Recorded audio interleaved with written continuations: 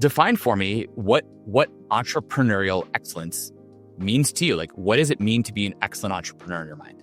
It's a great question, and it's one that I think I still wrestle with all the time, right? Like, I think one of the hardest things, I've been listening a lot to Jesse Puggi and Dave Cashin, who is his coach, and really thinking a lot about that, right? Because it's like we're all driving so hard, and it's like, you kind of come up with a specific number or a specific milestone, and it's like, well, why that one? Recently been thinking about like maybe that should be a little bit more fluid, as opposed to saying to ourselves, $100 million exit and I'm validated. Like, that's the right number. If it's 70 million, well, then not good enough. Or, what I mean, that's exaggerating. But like, the point is, yeah, I've been trying to come up with that. And I think for me, I'm working on myself to shift the answer from being a specific number, more of an internal fulfillment, right? And like, exec coaches have a good way of creating frameworks to help you figure out, well, like,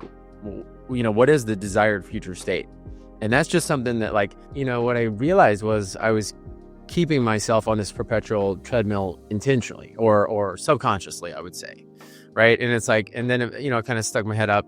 And even in this new venture, we're doing great, right? But we have bad quarters, bad months, bad days. And then you feel like you're back on that hamster wheel. I think in some of these exercises, I try to take a step back and say, okay, like, where do I want to be? Why do I want to be there? How does it feel? How would it feel if I were there?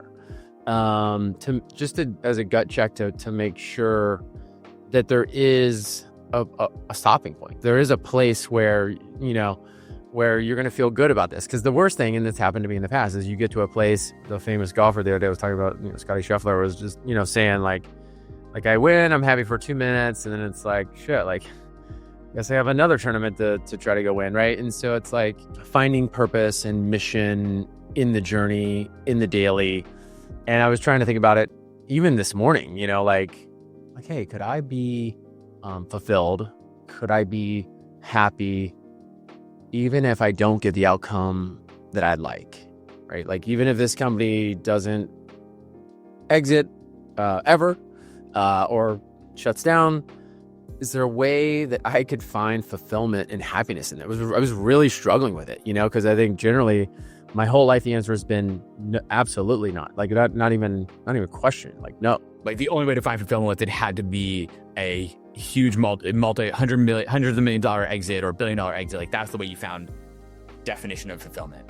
I would actually say I've never been a $1 billion exit type of person. Like, but like, your initial question was like, what is a win? And for me, the win prior had been like to be a really efficient steward of capital and to provide like what I consider to be a great return for any investors and employees and myself. And so, kind of just using market standards, like, oh, hey, I want to return 10 times my investors' money, or I personally want to make, this much, whatever, $30 to $50 million, but like, had my first startup gone differently, I think it would have devastated me. And I guess what I've been coming to terms, or what I've been trying to come to terms with, is like, I'd like to be in control of my own destiny. Like, and it feels like sometimes we let our startups control our locus of control, like our inner state. And when that thing gets haywire, like, we get haywire. And I'm like, man, is there a way,